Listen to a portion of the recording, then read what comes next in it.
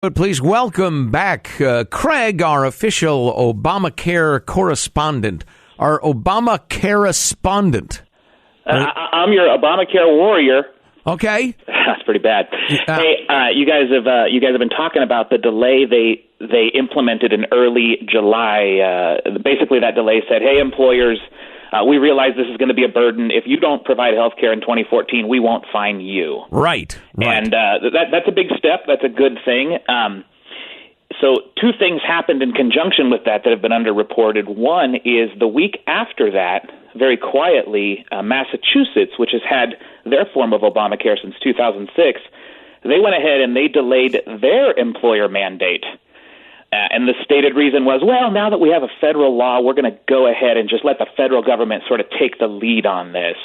And that's telling because they already had an employer mandate in place for 7 years. It was unpopular. It wasn't working.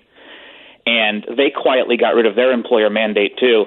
I think what's going to happen, guys, I think the employer mandate's gone. I don't think it's ever coming back. Wow, that's a headline. Yeah. What's going to happen is you're going to give out all this government cheese with the exchange money starting in October of this year, and they're crashing ahead with that as fast as they can because once we give that money out, we'll never get it back. A few months into the next calendar year, but before next year's election, obviously, the administration's going to come out and say, hey, we hear you. It's not popular to punish our businesses, so we're not going to do that. And, oh, by the way, we're going to get rid of the individual mandate, too. So they're going to give away all this cheese, but they're going to repeal the parts of the law that would actually fund this cheese, and we're all just going to have to pay more taxes, and it's just going to be a foot on the gas pedal over the government cliff. Do you think that was the plan all along? I'm starting to think that, guys. I'm going to write an article. I've been working with a journalist here. It should be out in the next week or two. I really am starting to think that. But if you, because that has been the knock from conservatives has been, oh, yeah, you wait till the bad parts kick in. You think maybe the bad parts were never supposed to kick in. Just the free good stuff is supposed to kick in. I'll tell you another thing that leads me to believe that. You know, the little bit of a cry we've had is, oh, wait a minute, why don't you repeal the individual mandate, right? You're going to give businesses a free year off, but you're not going to give individuals a free year off. Well, the subtext is they already have. I know they haven't officially repealed or delayed the individual mandate, but they have now listed 20 exceptions to the individual mandate. Well, and they did away with the income requirement, right? Well, they did away with the reporting, so somebody could simply lie about what their employer is charging. People wouldn't do that. Yeah, it's on our system. Well, here's my question, though.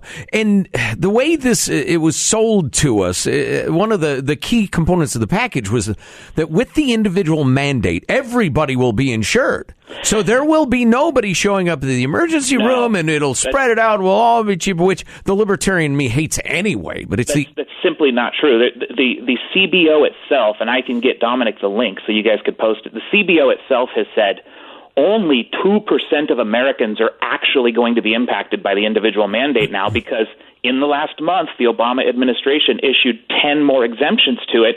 I mean, we're talking things like if you have ever had your a notice to shut off of your utility company, then you don't have to buy health care insurance. What's the theory on that? You're poor folks. The theory on that is that anybody who is, remotely low income or could be argued to be low income or somebody who might be a constituency of the Democratic Party, the president doesn't want to force them to buy health care or fine them. So you've got, there's like if you filed for bankruptcy in the last 6 months, if you've recently experienced domestic violence, even if the domestic violence was from a professional baseball player and you're filthy rich, you don't have to buy insurance. Well, that's unbelievable and laughable, and it should be on the front pages. 20 listed exemptions, guys. Only 2% of Americans are going to be forced. So when they talk about why hasn't it been repealed, well, effectively, Obama didn't want to repeal it because it would make him look totally inept to repeal that after the Supreme Court case. But what will happen is it's not going to ensnare anybody.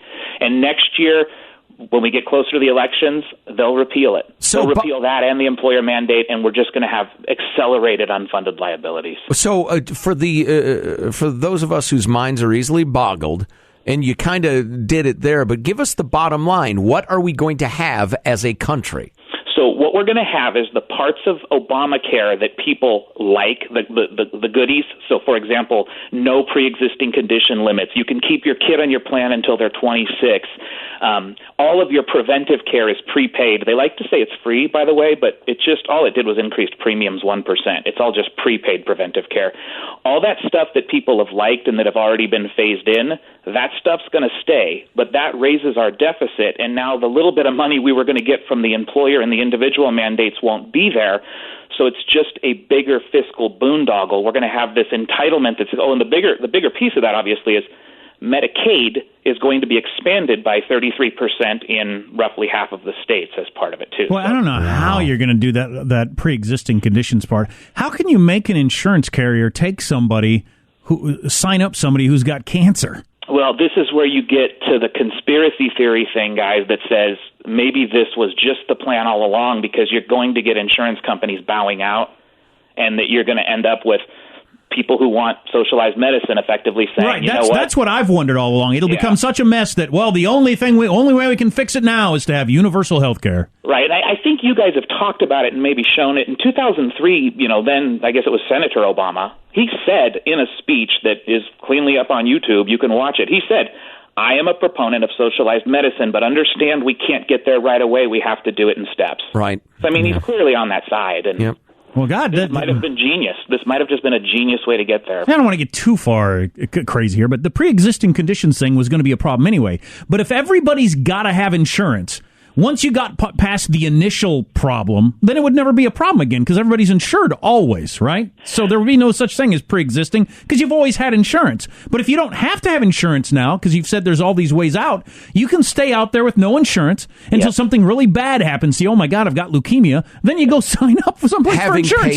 Having paid nothing in your whole life. No, you're absolutely right, Jack. That's the biggest problem we have now is that we're going to have these mandates come in next year that say an insurance company has to sell the policy. And by the way, only 2% of Americans effectively are going to be forced to buy insurance after they list the 20 darn exemptions. It is insane. How's your utopia coming along? Craig and Auburn, our official, Jack, I came up with this just as you were walking in the room, our official ObamaCare correspondent. Oh, that's good. A correspondent. A correspondent. ObamaCare correspondent. That is good. Craig and Auburn. Thanks, Craig. Thanks, guys. All right, we'll be in touch, my friend. Bye-bye. Well done. Insurance companies have got to be scared to death that they're going to have everybody out there uninsured that's got something horrifying going on with them come and say, I got lung cancer and I'd like insurance starting now. Sign up. And immediately they've got a $500,000 bill. Right. Day one. Right.